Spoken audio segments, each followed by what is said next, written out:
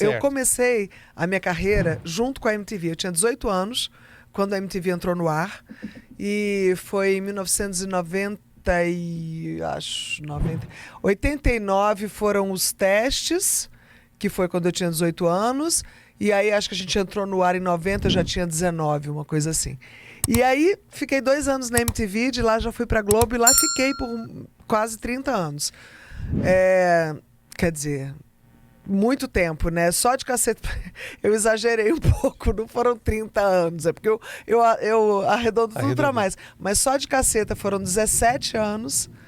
E ainda tiveram mais alguns anos que eu fazia Hollywood Rock, Sim. aqueles programas de música. E teve Radical Chic, que eu fazia junto com o André Beltrão, que era legal Foi muito pra legal. caramba. E a gente lia, a gente acompanhava as coisas do Miguel e tal, e pensava assim, como é que isso vai pra TV? E ficou muito legal, Foi né? muito legal. E aí entrei no Caceta e lá fiquei por muitos e muitos anos. Eu brinco que foi um casamento que deu certo, porque era eu e 7 cacetas. E eu era a única. Então foi uma fase muito legal. A gente até, esse final de semana passado, a gente recebeu uma homenagem lá em Santos. Teve um festival geek. E aí era um monte de molecada, super legal, todo mundo cosplay, todo mundo vestido. E aí e os homenageados foram os Cacetas. Então foi lindo porque a gente se reencontrou, a turma toda. Depois de muito tempo, cada um para um lado, a gente se encontrou de novo e foi muito legal. Como é que a vida é, né? A gente convive intensamente com algumas pessoas, daqui a pouco dá um gapzinho e tal, e não vê mais. É verdade. Depois volta a ver. Interessante, né? Que bom, né? Para ter novidade também, para não ficar sempre a mesma coisa. E, na verdade, no meu caso, eu acho que esses reencontros, assim, eles são ótimos, porque eu me dou muito bem com os Cacetas. A gente virou uma família mesmo. Que legal. Por exemplo, eu sou madrinha do filho do Hélio. Caramba, então, é desse nível de proximidade. É nesse nível, A filha do Bussunda estava com a gente também, que é a Juju, que... como o Bussunda não tá mais com a gente, ela foi representar na homenagem, né? Então é muito bonita essa relação de tantos anos que acaba se tornando uma família mesmo. Muito bacana ouvir isso. Eu falei essa história de você fazer bem, e de fato faz, sobre todos os aspectos, mas é interessante como todos os projetos que você teve envolvido até agora sempre foram assim projetos muito na frente do tempo, muito inovadores, né? MTV nem se fala, né? Até hoje tudo que é feito ali de alguma forma é MTV. Mudou a linguagem da televisão brasileira, sem dúvida nenhuma. Mas Radical Chic também. Às vezes a gente está assistindo alguma coisa e fala assim, mas isso aí já aconteceu antes. É verdade, né? Era muito pra frente mesmo. Depois o Caceta, outros programas que vieram na sequência tinham a pegada do Caceta, tal, ou seja, revolucionou o humor também, né? É verdade. E agora eu tô revolucionando mais do que nunca, inaugurando essa era do pacifismo. Paz, o pacifismo nas artes, pacifismo na literatura, pacifismo na casa das pessoas, nas palestras, nos palcos e até mesmo nas telas, né? Eu estou estreando, acabei de fazer um longa-metragem, chama Ecoloucos, uma comédia insustentável, até com uma diretora aqui de Brasília genial, que é a Cibele Amaral, você deve conhecer.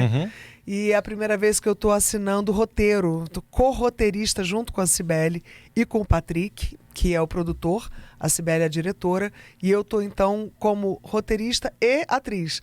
E então trazendo também essa pegada pacifista, essa pegada de consciência também para a ficção.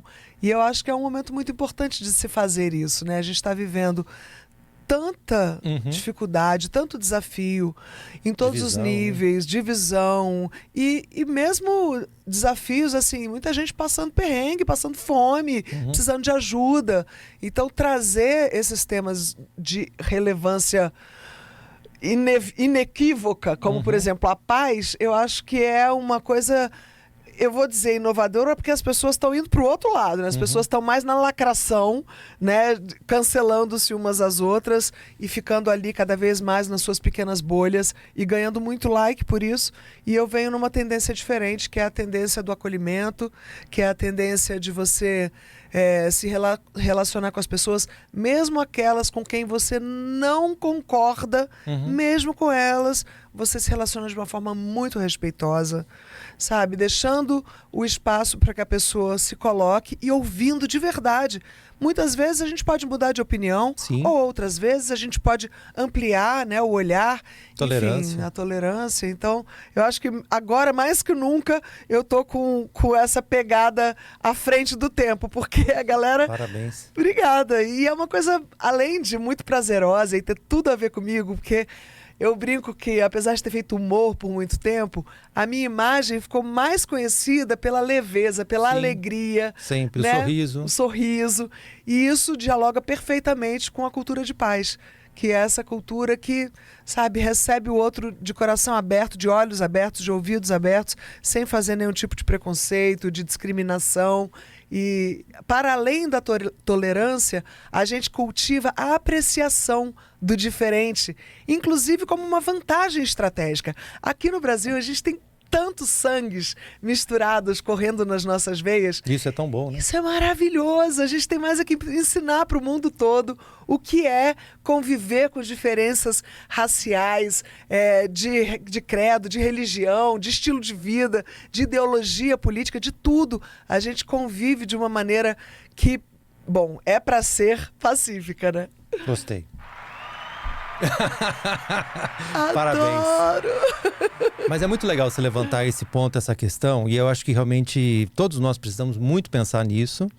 No dia a dia, inclusive, né? Porque às vezes a gente fala de paz, as pessoas logo imaginam uma coisa assim tão distante né? A paz lá na Ucrânia com a Rússia, né? Mas a gente pode no pensar... dia a dia também. Porque se a paz não fizer parte das minhas atitudes, ela não vai fazer parte da minha vida. Com certeza. Né? Não, e a paz começa dentro. Sim. Né? Eu falo muito sobre isso, de você se auto-observar constantemente, perceber. Porque tem uma coisa linda na vida, que a gente não está condenado aos nossos erros. Você comete um erro hoje, mas amanhã você pode fazer melhor. Isso. Se você tiver prestado atenção. Porque se você não perceber, você fica se repetindo e fazendo besteira, sabe-se lá até quando, e isso é uma coisa perfeitamente evitável. Então, essa cultura de paz, ela traz essa pegada do autoconhecimento, da autoobservação. Quando você percebe que fez uma coisa errada, sem entrar nessa coisa da culpa, mas da coisa da autorresponsabilidade.